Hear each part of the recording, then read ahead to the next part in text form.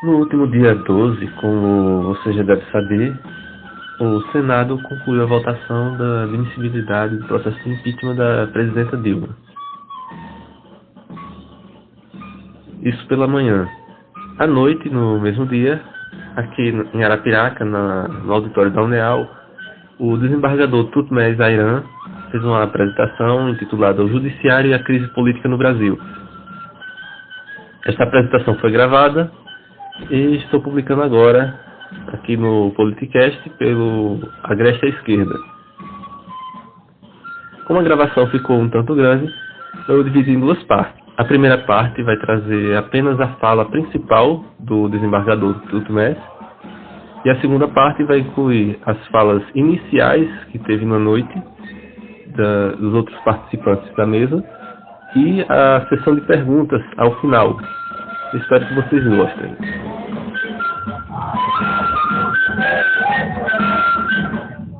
Como estamos numa academia de ensino superior, podemos dizer que estamos, de fato, numa escola livre. Por isso, passamos a conduzir a palestra O Poder Judiciário e a Crise Política Brasileira.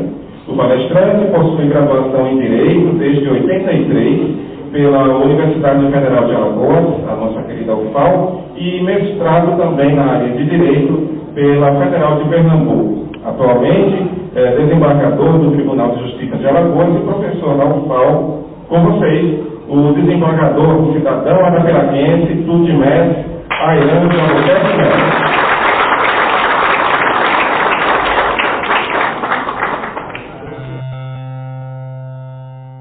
Inicialmente dizer da alegria de estar aqui mais uma vez. Para mim é uma alegria estar aqui, mas uma tristeza profunda, porque nós somos, nesse momento, obrigados a fazer uma reflexão profunda sobre um golpe de Estado contra a democracia desse país, uma aparência de legalidade, o chamado impeachment. Fundamentalmente, o processo de impeachment, ele é, sim, um processo previsto constitucionalmente. Não tenho a menor dúvida disso. Está lá na Constituição. É possível, no sistema presidencialista, que o presidente tenha um mandato interrompido, sim. Quanto a isso, não paira, como eu disse, a menor dúvida. Mas vejam, há um pressuposto que precisa ser observado para que a interrupção do mandato se legitime. Esse é também um pressuposto constitucional. Ou seja, é preciso que o presidente que venha eventualmente a sofrer o processo de impedimento ou de impeachment, como queiram, tenha cometido o famoso crime de responsabilidade. Esse é o pressuposto do processo de impeachment. Muito bem.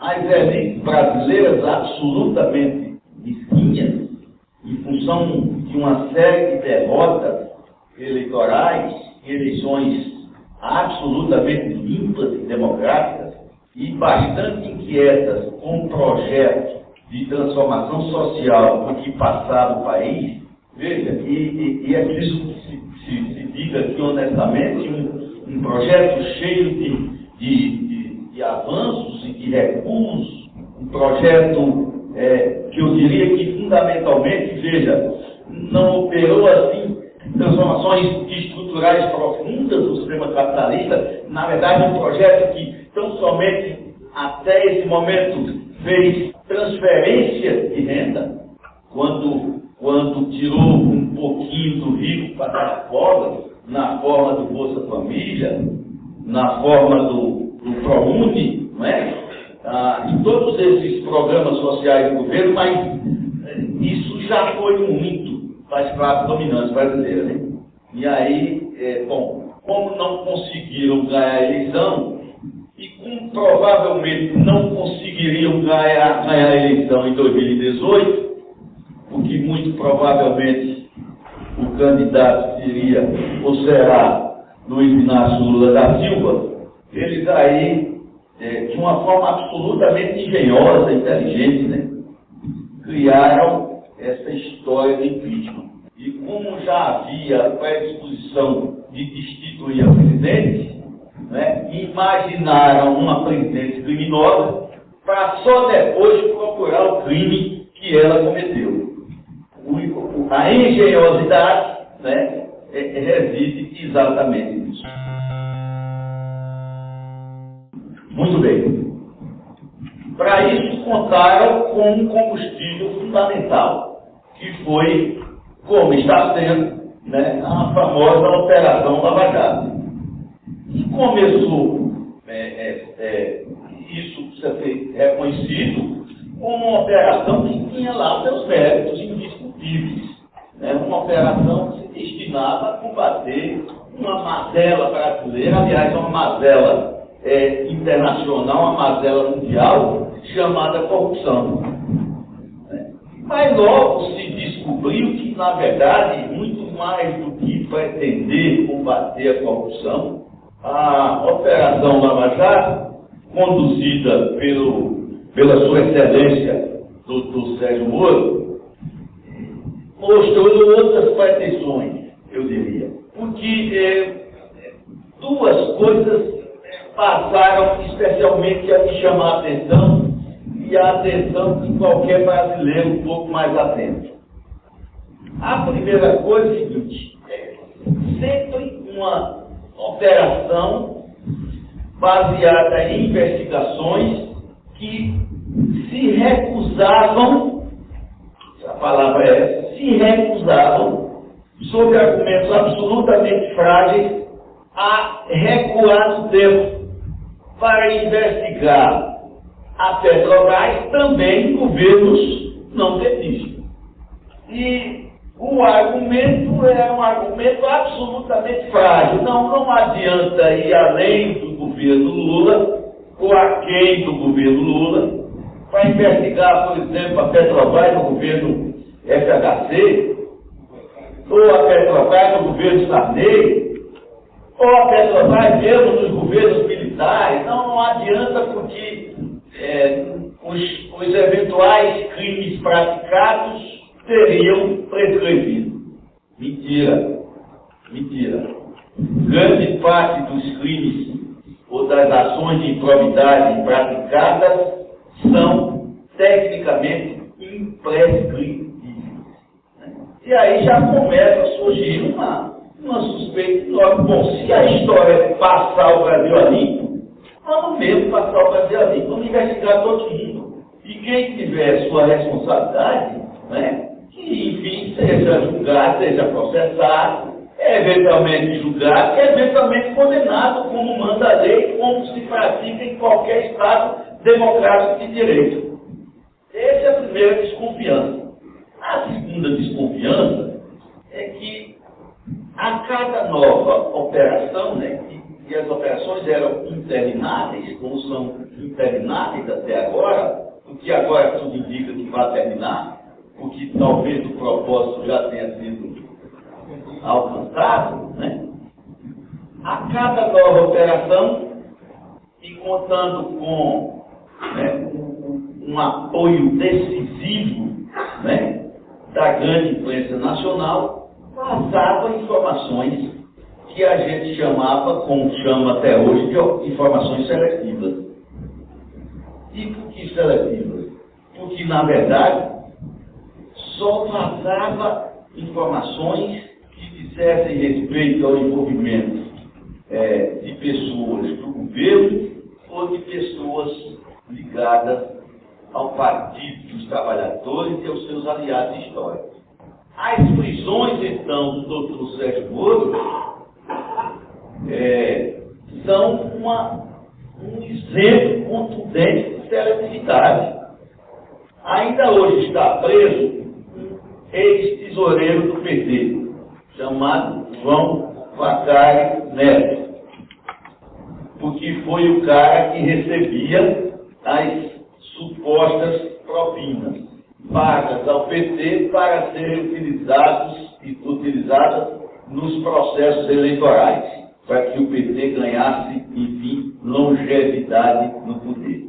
Curiosamente, os tesoureiros dos demais partidos que receberam em tese as mesmas propinas, né, pagas a João Vacari, continuam todos soltos.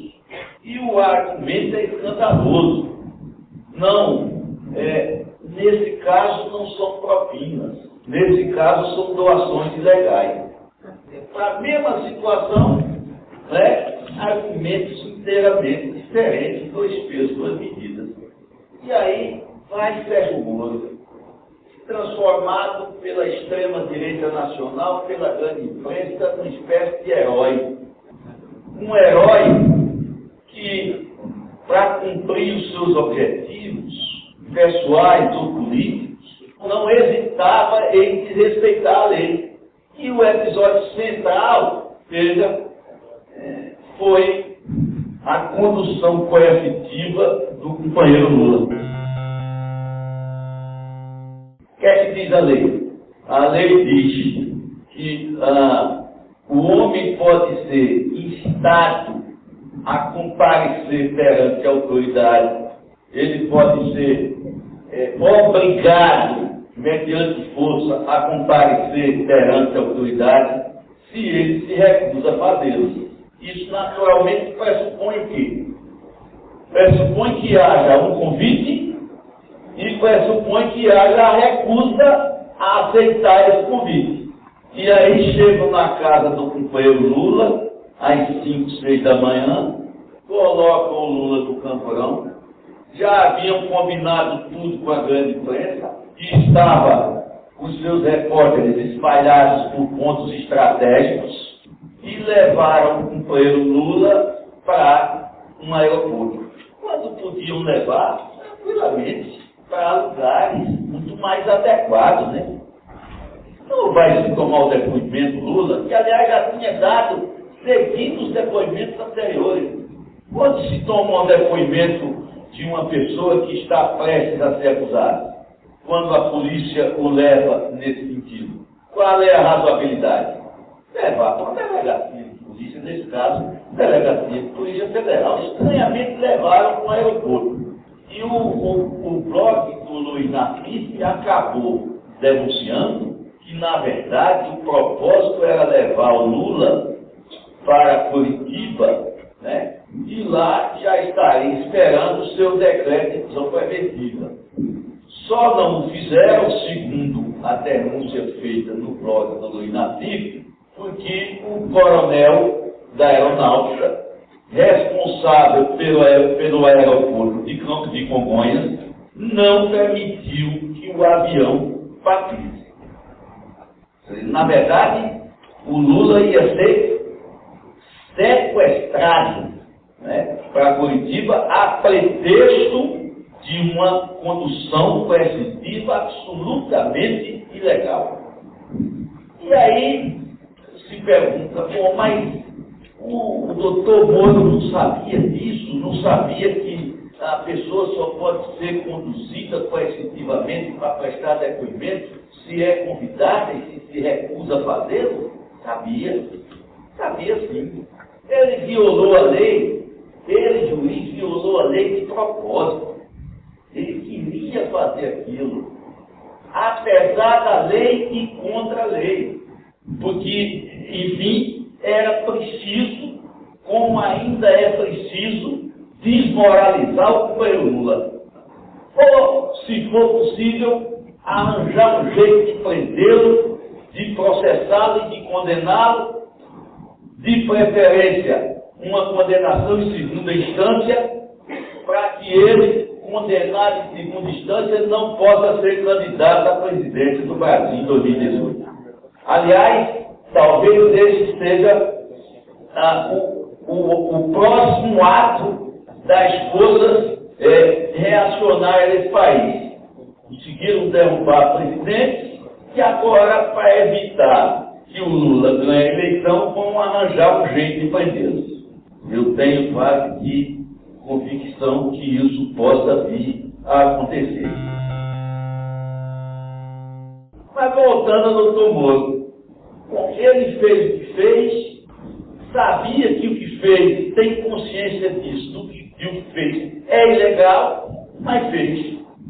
E como não conseguiu o seu intento, né, porque o intento era levar o Lula para Curitiba, prendê-lo, né, com um decreto de prisão preventiva eventualmente absolutamente desnecessário, né, ele aí, para se vingar, no próximo passo, como juiz que mais parece polícia do que juiz, ele aí divulga os famosos grampos. Tinha mandado grampear as mais altas autoridades da República, inclusive a própria presidente da República, sem poder para isso. Porque se alguém pode mandar eventualmente grampear um presidente da República, é um ministro do Supremo Tribunal Federal, porque ela goza de foro privilegiado.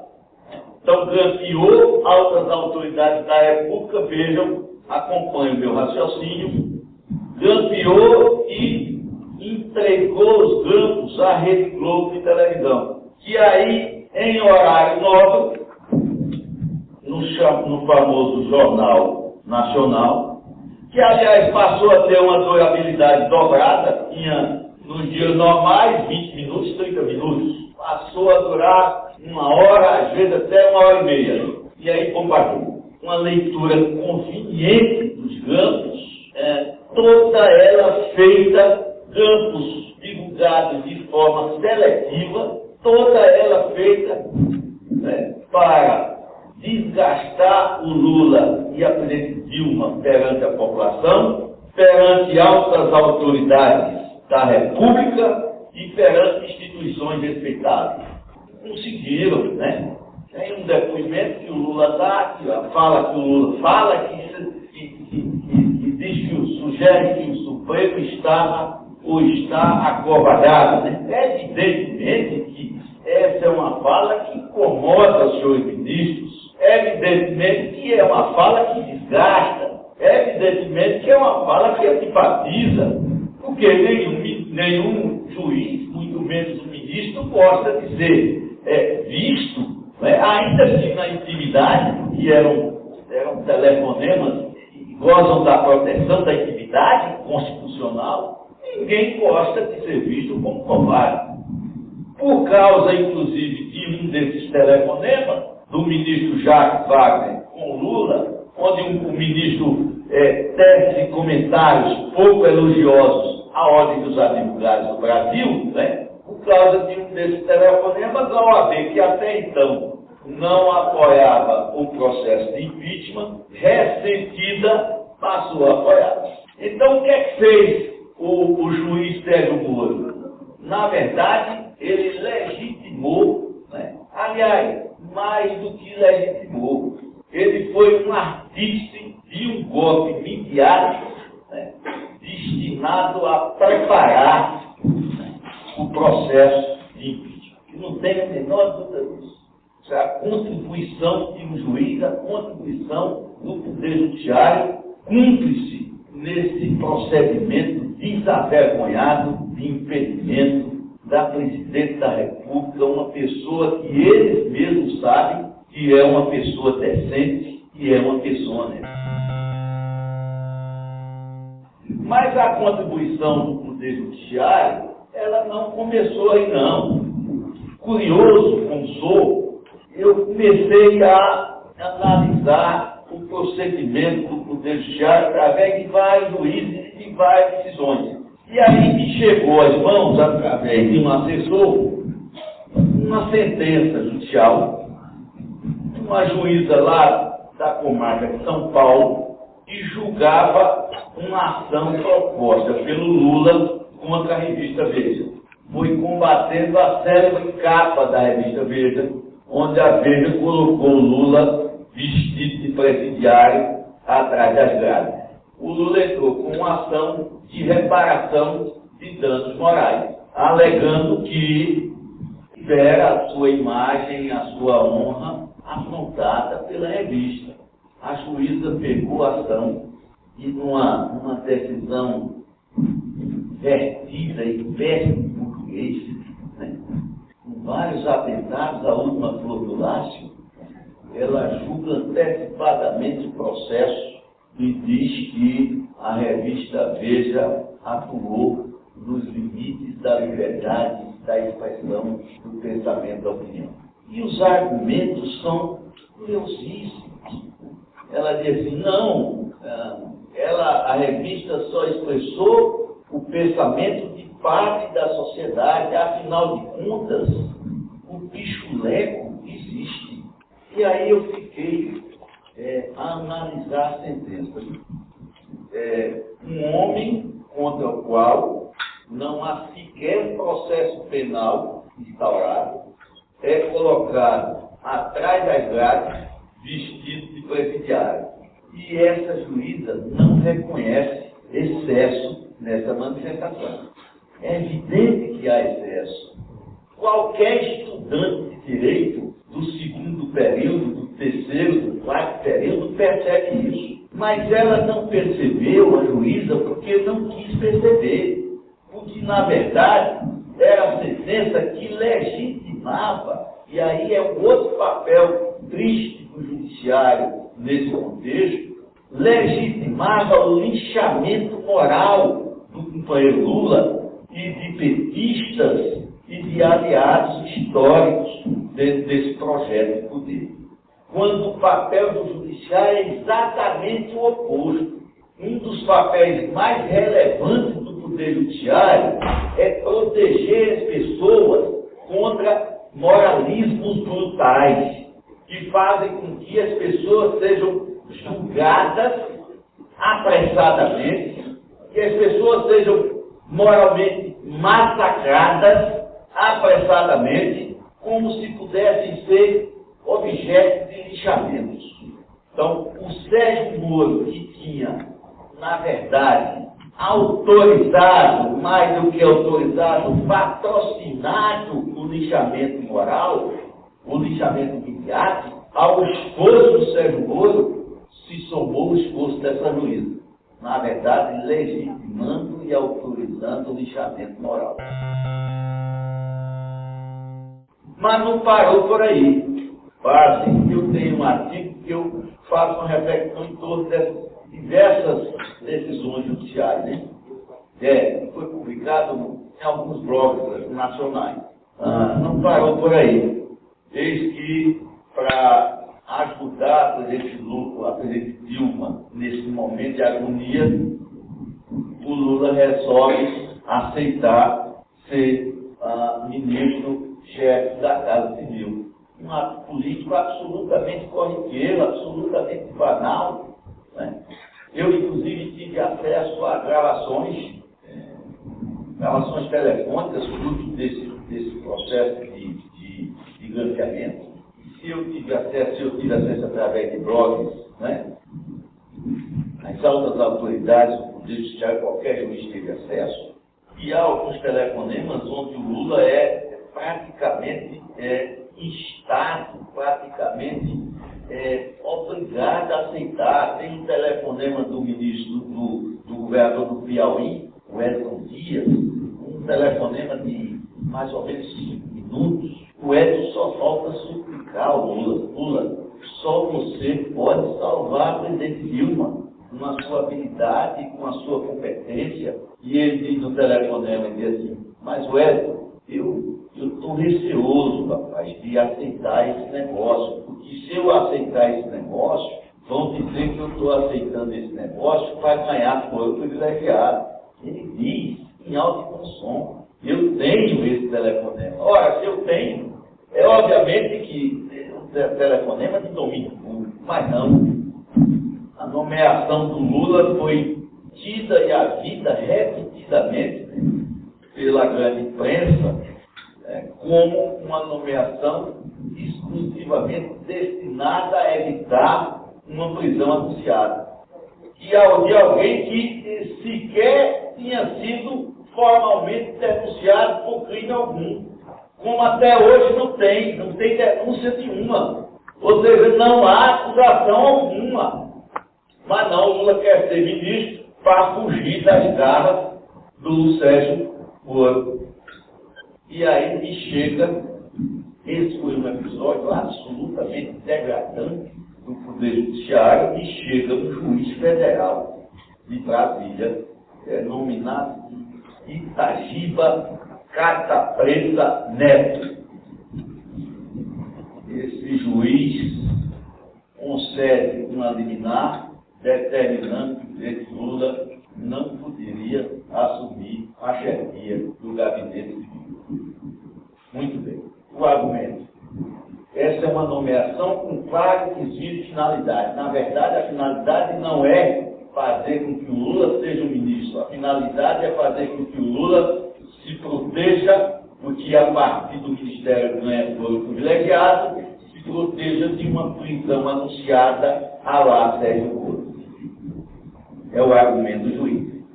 Eis que bons jornalistas, e ainda bem que existem bons jornalistas nesse país, descobrem que esse juiz, Itagiba Carta Preta Neto, no dia anterior, ou aliás, na noite anterior à prisão, a prisão saiu mais ou menos no começo da tarde, na noite anterior à prisão, ele participava, como de fato participou, alegre e divertidamente, cercado pela família de uma manifestação em Brasília pró-impeachment. E o que é pior, colocou foto dele lá no Facebook, na página do Facebook. E nessa página do Facebook está lá comentários desairosos em torno da presidente. Compara a presidente Dilma uma bruxa, diz num determinado momento que, olha, é preciso derrubar essa presidente, e derrubando essa presidente, nós vamos poder viajar de novo, porque o dólar vai baixar.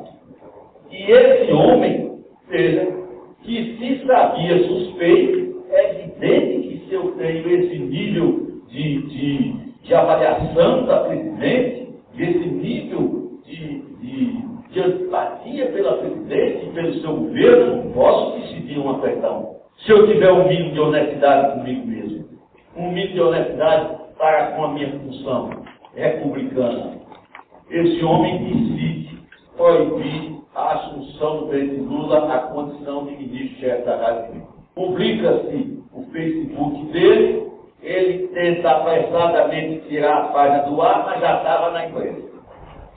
O rei está nu.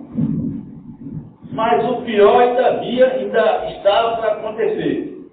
Se descobriu, vejam, se descobriu que entre o processo, entre a entrada do processo no sistema da Justiça Federal, a ida do processo à Secretaria da Vara do doutor Itagiba e a decisão, transcorreram 58 segundos. 58 segundos. Isso é um exemplo da justiça ideal, célere, absolutamente célere. Uma coisa abjeta, né? Uma coisa que denuncia de forma eloquente o quê? Que, na verdade, a decisão já estava pronta, aguardando apenas o processo chegar. E ele não teve nem a sacação, é tão desonesto, acredita tanto na impunidade do cargo de juiz, ou na impunidade que o cargo de juiz provoca, que não teve nem o cuidado, não, peraí, entrou agora, vamos dar uma aparênciazinha de legalidade disso, daqui a uma hora eu solto a decisão. Mas não, saltitante, feliz, absolutamente feliz, soltou a decisão em 58 segundos. Mas o que é pior, depois, investigando melhor lá com a minha assessoria, eu descobri que a decisão estava no sistema 2 horas antes do processo chegar na vara dele. 2 horas antes, está lá registrado. Está lá, fomos em todas as abas, analisamos tudo, todo o percurso estava lá. É um juiz mãe de Ná. É um juiz que tem dons mediúnicos da premonição, né? Porque é um juiz que produz uma decisão antes do processo chegar, sem saber sequer os argumentos das partes. Toda a parte que requereu a decisão, uma vergonha. Uma vergonha. Essa decisão, naturalmente, até pela repercussão que causou, ela foi revogada pelo Tribunal Regional Federal lá da região. E base, depois foi revigorada pelo ministro Gilmar Mendes. E Gilmar Mendes, que eu tenho a impressão, me perdoe o ministro, que tinha também de ter a autoridade de declarar suspeito, porque é o ministro que tem dado declarações contundentes contra o governo e contra o ex-presidente Lula e contra os aliados históricos desse projeto de poder. É um ministro, portanto, que não tem a necessária isenção para decidir coisa nenhuma em torno desse conflito. Não tem. Pois bem, em linhas gerais, esse tem sido o comportamento do Poder Judiciário. Em todo esse caldo, né, político, cultural, que conduziu ao impeachment da presidente Dilma, ou ainda, né, ao seu afastamento até que o impeachment seja formalmente declarado, que para mim, do ponto de vista político, são favas contadas. Politicamente não há mais o que fazer. Não há como reverter. Porque se estabeleceu nesse país um governo imediato parlamentar e, quem sabe, judiciário. Eu vou dizer porque, quem sabe, né? Porque eu ainda tenho um fio de esperança na atuação do Supremo Tribunal Federal. Esse fio de esperança, naturalmente, ele oscila. Ele teve, assim, momentos de maior crença quando eu vi atitudes do ministro Teori, né? Uma primeira atitude digna de aplauso, quando ele, depois da condução coercitiva do Lula e da divulgação dos granos, ele aí fez uma decisão onde ele colocou o Dr. Moura no seu devido lugar e disse claramente que o Dr. Moura errou, disse claramente que o Dr. Moura extrapolou do seu poder e o Dr. Moura foi quase que obrigado publicamente a pedir desculpas, né, ao ministro Teori e ao Supremo Tribunal Federal. O primeiro gesto digno de aplauso. O segundo gesto digno de aplauso, ele aí, provocado pela Procuradoria-Geral da República em ação cautelar, ele decidiu, ainda que tardiamente, mas decidiu, por afastar o mentor do impeachment e o motor do impeachment, né, Eduardo Cunha, do cargo de presidente da Câmara, e, pasmem, numa decisão inédita, porque contrariou, inclusive, a jurisprudência do próprio Supremo Tribunal Federal, pasmem, ele resolveu afastar o Eduardo Cunha do exercício do próprio mandato. E posso dizer que o fez muito bem. E o fez dizendo assim, eu vou ler trecho da decisão. Ele diz assim: poderes são politicamente livres para se administrarem, para se policiarem e se governarem, mas não para se abandonarem ao descaso para com a Constituição. Embora funcionem esses poderes sob o impulso de suas respectivas lideranças, embora tenham autonomia para perseguir os louvores e os fracassos daqueles que temporariamente lhes imprimam comando, são todos eles genericamente instituídos pela mesma Constituição. E por isso estarão sempre compromissados com o espírito constitucional. Bela decisão. Afastou Cunha da presidência da Câmara e afastou Cunha do exercício do mandato.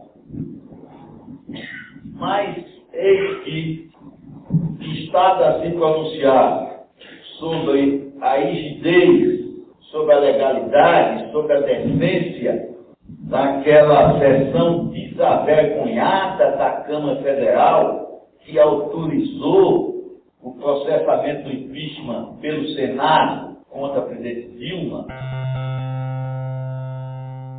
Aquela sessão que escandalizou o país, aquela sessão que ridicularizou o país aos olhos do mundo, aquela sessão onde os senhores deputados federais se esmeraram em disfarçatez, aquela sessão onde onde deram autorização ao Senado para a instalação do procedimento contra a presidente sobre os mais estapafúrdios argumentos possíveis, né? Em nome do meu pai, do meu filho, em nome de Deus, né? Em nome da paz de Jerusalém, em nome do meu marido, prefeito honesto, no outro dia preso, desviando dinheiro lá da saúde do município dele, né? Em nome do neto que ia nascer, né? Em nome do cachorro, do elefante, do jumento, da vaca, né? Em nome do diabo, não é verdade? Se discutiu tudo naquela sessão, menos a essência do que se devia discutir. Em nome, e aí foi um escárnio, né?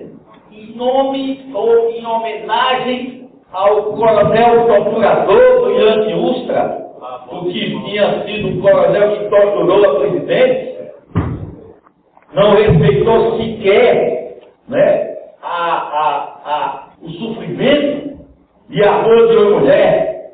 Em nome de tudo isso, né, autoriza o Senado a afastar a presidente.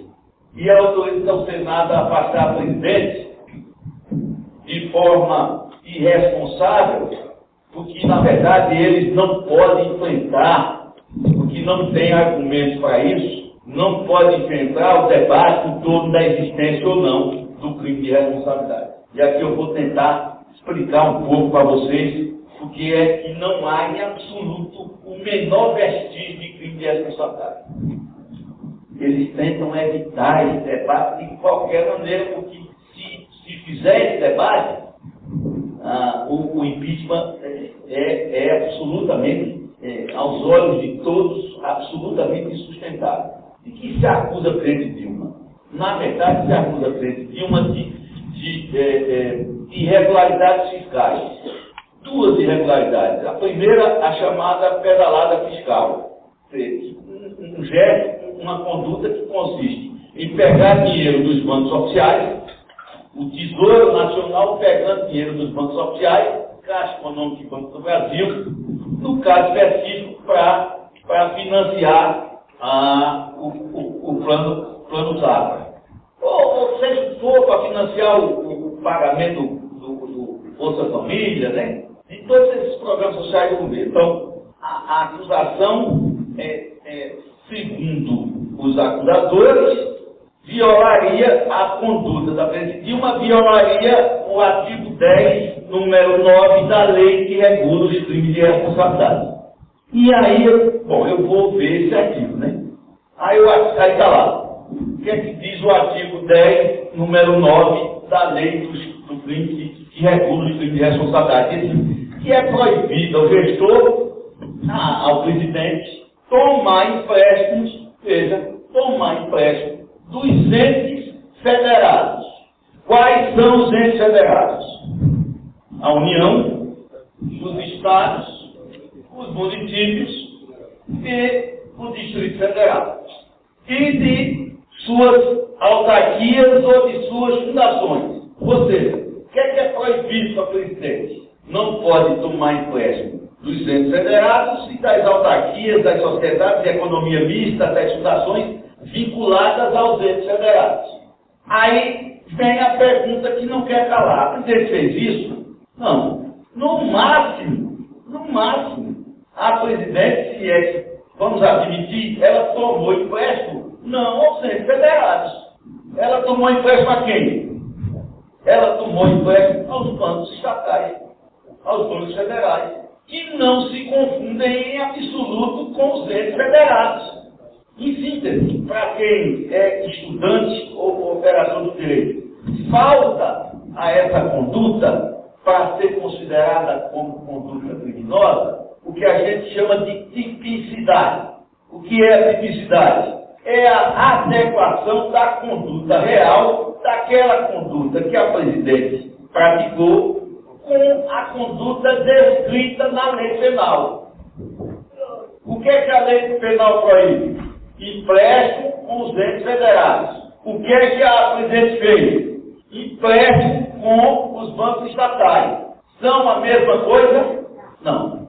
Então, se não são a mesma coisa, não há tipicidade penal. E não havendo tipicidade penal, não há como se falar em crime. Aí sabe o que é que eles dizem? Eles não é a mesma coisa não, mas é assemelhado. Ou seja, é parecido. Não se pode incriminar as pessoas através desse raciocínio. É proibido usar a analogia em direito penal. Quem usava analogia em direito penal eram os nazistas, no Terceiro Reich, em 1933. Tem lá um artigo que diz: se uma conduta X não é crime, pode ser segundo o entender do bom espírito do povo. Ponto. Ou seja, tudo que o Hitler quisesse que fosse crime era dependendo do seu querer. Evidentemente que a humanidade avançou e o fez muito bem e construiu o argumento da tipicidade como escudo contra os abusos do poder estatal. Ou seja, só é crime aquela conduta que se ajusta a um modelo previamente estabelecido na lei. A conduta da presidente definitivamente não se ajusta. Ela está sendo criminalizada com base na tese de que o seu comportamento foi semelhante àquilo que está previsto na lei dos crimes de responsabilidade. Isto é um escândalo do ponto de vista do ordenamento jurídico. Não só proibido pelo ordenamento jurídico brasileiro, como proibido por todos os ordenamentos jurídicos ocidentais. Não há tipicidade. E quando não há tipicidade, não há crime. A garantia da tipicidade é exatamente para evitar que um querer criminalizante produza artificialmente um crime, né, contra, sobretudo, os seus inimigos políticos. É o que está a acontecer nesse país, nesse instante. Mas mais além disto, a outra conduta que se diz criminosa da presidente Dilma é o fato dela ter remanejado recursos estatais, tirado recursos de uma rubrica, colocado em outra, enfim, sem autorização do poder legislativo. Essa acusação é de uma hipocrisia que impressiona a quem, inclusive, não tem vergonha. Vamos a ela. De fato, a presidente Dilma remanejou recursos através de decreto, sem autorização do parlamento. Mas o próprio parlamento brasileiro, provocado pela presidente, convalidou esses decretos. Convalidar significa tirar dos decretos qualquer vício ou qualquer defeito. Significa dizer na prática: presidente, a senhora não nos consultou, realmente, mas nós estamos avaliando aqui, não houve nada demais, e tudo que a senhora fez, né, nós estamos concordando. É a convalidação. Isto, do ponto de vista técnico, quer dizer o seguinte: o que era crime, a partir da convalidação, deixou de ser. É o que a gente conhece como abolício crimes. Ou seja, a abolição de um crime através de uma lei posterior. E foi exatamente o que aconteceu. Mas mais que isso, a conduta praticada pela Dilma é largamente praticada, ou era largamente praticada por todos os governantes desse país, de governadores até a presidente. E aí inclua-se o presidente Lula, o presidente Fernando Henrique. Isso sugere, vejam, isso sugere, no mínimo, que essa conduta não tem a gravidade que se exige de uma conduta tendente a ter como sanção o afastamento da presidente. Agora mesmo, antes de vir, eu estava lendo um artigo do insuspeito desse quadro, do insuspeito ministro Joaquim Barbosa. E o ministro Joaquim Barbosa disse assim, num determinado momento da sua fala: o que estão fazendo é inteiramente desproporcional, o princípio da proporcionalidade. A afronta às leis financeiras do Estado são meras irregularidades que não justificam uma sanção desse tamanho, dessa gravidade. Veja, não sou eu que estou dizendo, é o ministro Joaquim Barbosa, que definitivamente não morre de amores pelo PT, nem morre de amores pela presidente Dilma. Esse argumento da proporcionalidade já retira da conduta o seu caráter criminoso. Mais um argumento. Mas o fato dessa conduta ser largamente, ou ter sido largamente praticada, e ser válida, o TCU até então não entendia como irregularidade. O que é que houve? Houve uma articulação política que fez com que o TCU mudasse o seu entendimento. O que era regular passou a ser irregular. Os tribunais, inclusive o Tribunal de Contas da União, pode mudar de entendimento? Pode. Os tribunais mudam de entendimento em torno de diversas matérias com muita frequência. O que não pode é fazer com que esse entendimento se aplique retroativamente. O entendimento só pode se aplicar daquele momento para diante, porque foi uma obviedade. A presidente estava praticando as condutas acreditando na licitude dela. Então vem uma jurisprudência e diz: essas condutas são ilícitas e vão retroagir para atingir o comportamento da presidente Dilma. Evidentemente, se ela soubesse que essas condutas viriam a ser tidas como criminosas ou irregulares, ela não as teria praticado. É uma questão de consenso. Não é verdade? Se ela praticou é porque acreditava, porque confiava na licitude e na regularidade dessas condutas. O que é que o TCU fez? Mudou as regras com o jogo sendo jogado e inventou um dolo que não existe. A Dilma, até por conta dessa circunstância, não agiu com dolo algum, que é um elemento central do crime de responsabilidade. O que é o dolo? Eu pratico a conduta sabendo que ela é criminosa, mas eu quero praticar a conduta. Esse é o dolo. Evidentemente que a presidente Dilma não fez isso. Praticou a conduta acreditando, por conta da jurisprudência até então vigente, que o seu comportamento era regular e lícito. Mudou-se as regras do jogo, com o jogo sendo jogado, né, para fornecer o pretexto do crime de responsabilidade.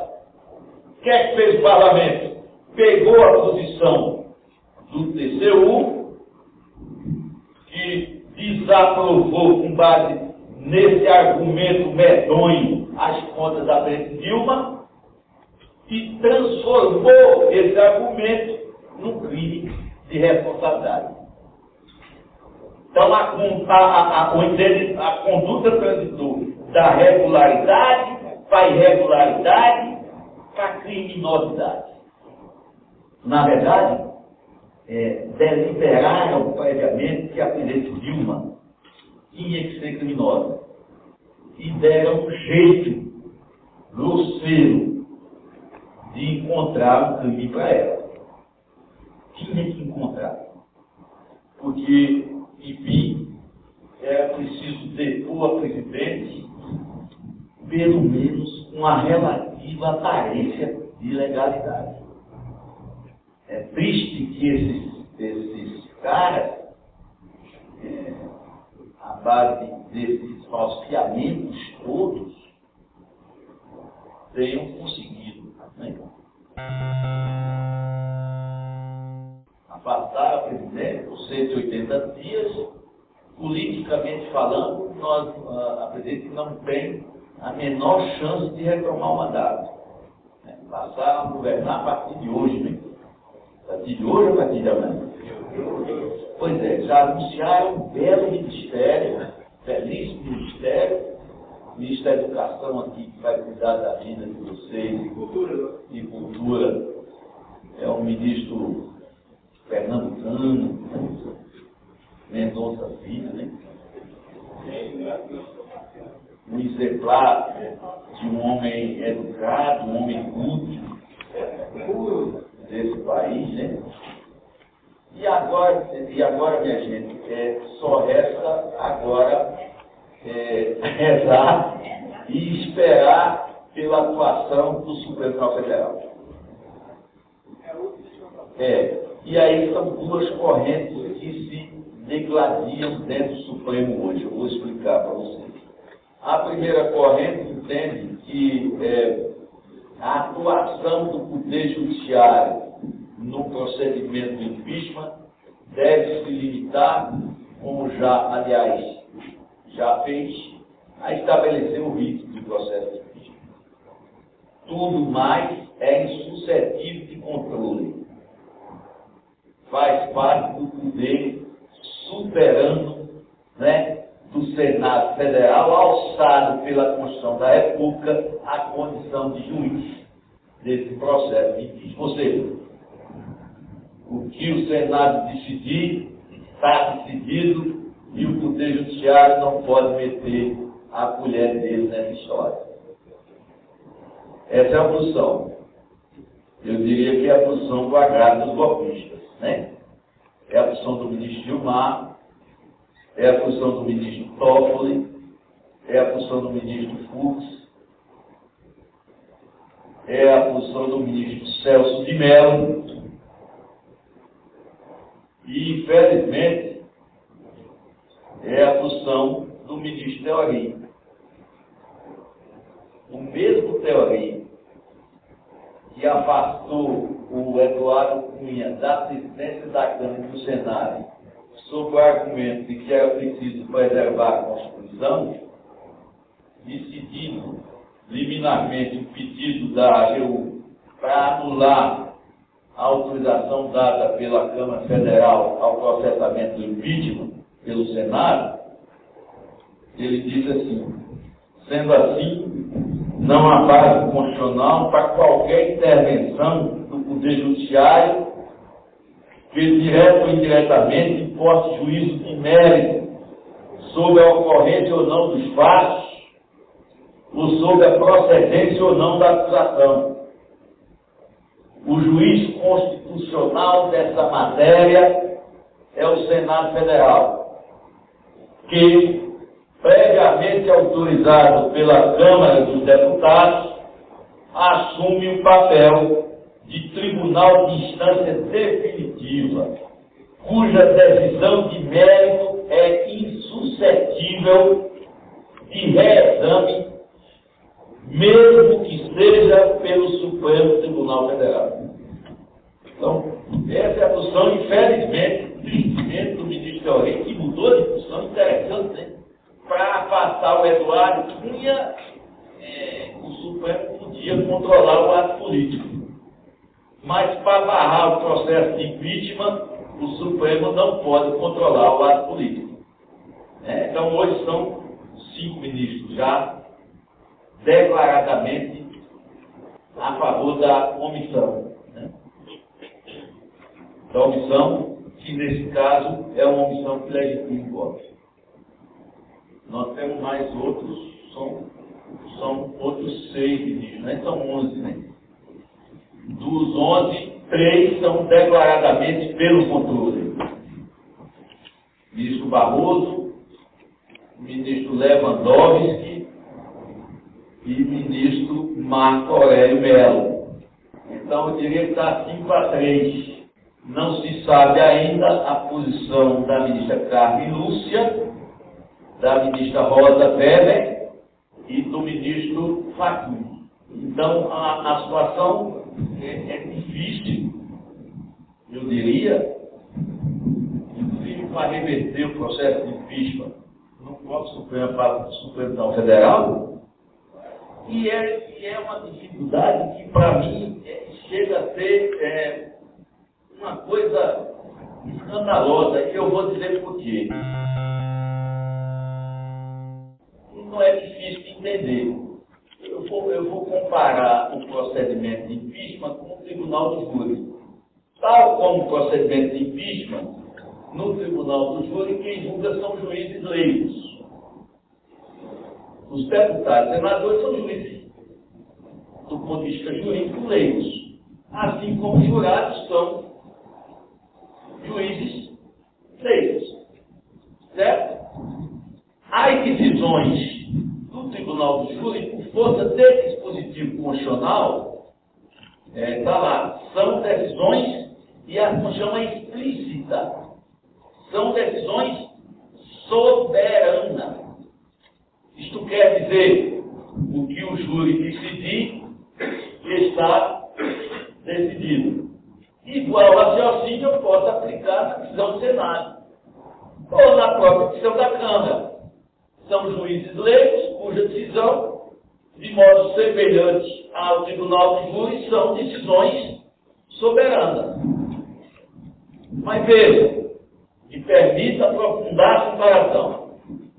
Mesmo sendo decisões soberanas, as decisões do tribunal do júri podem ser controladas pelo Poder Judiciário. Está lá.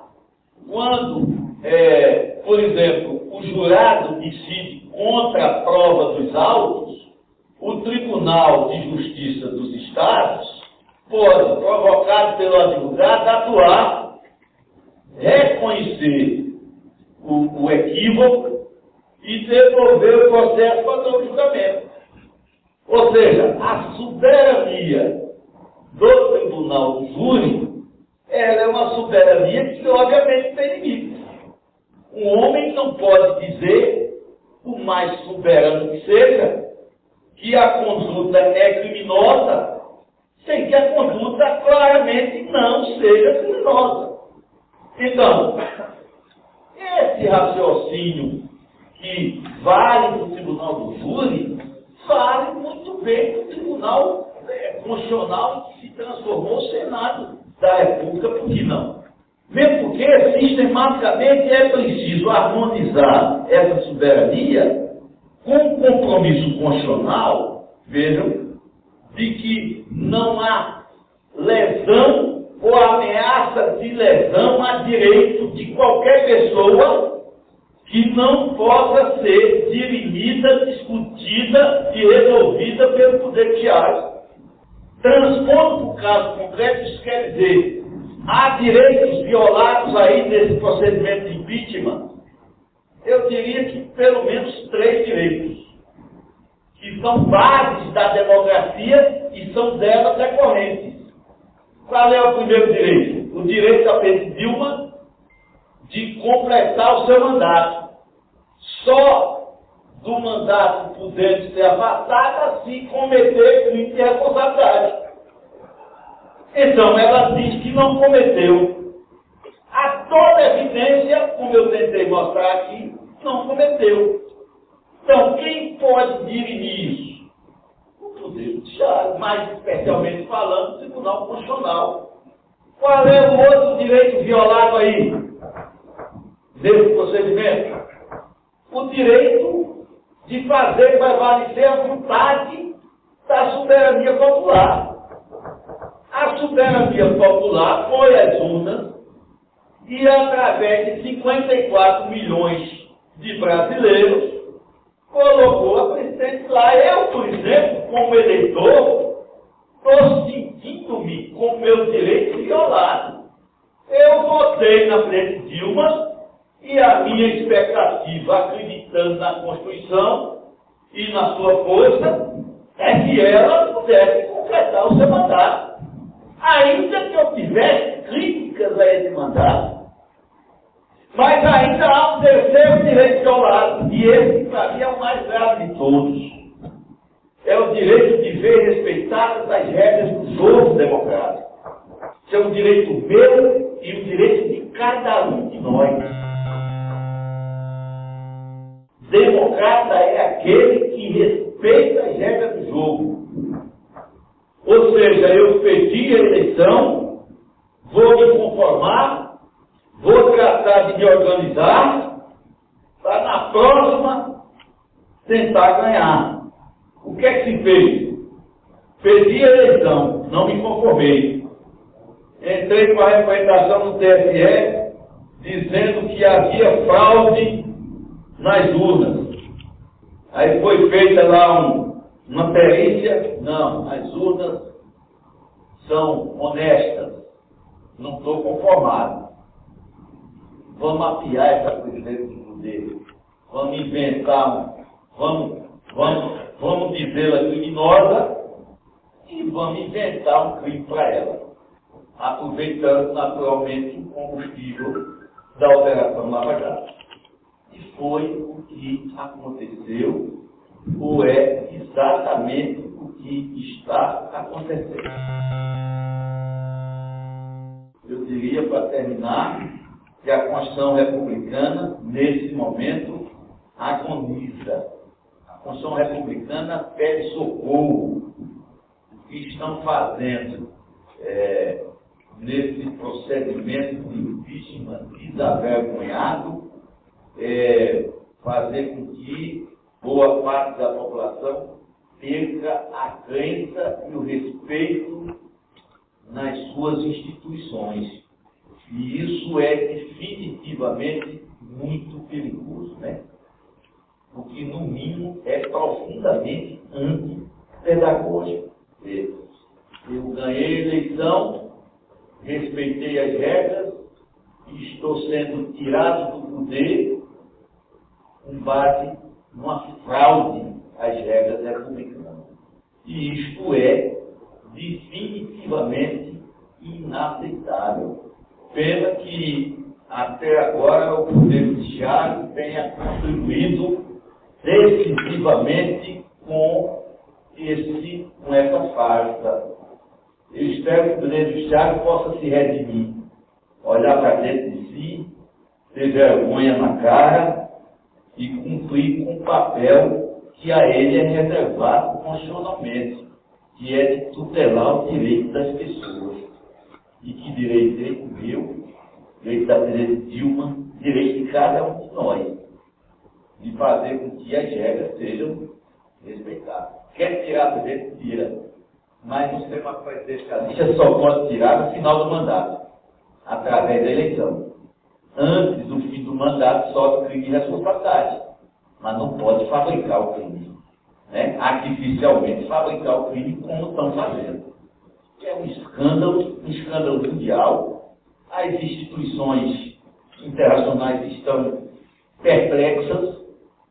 O presidente da França já declarou que não reconhece o novo governo, assim como deve acontecer em diversos estados nacionais. E, bom, a nós cabe fazer a resistência e a denúncia. Uma denúncia que papel importante, porque é o papel de deslegitimar isso que está aí. Eu, da minha parte, enquanto tiver forças, vou fazê-lo. Com todas as minhas forças. Muito obrigado.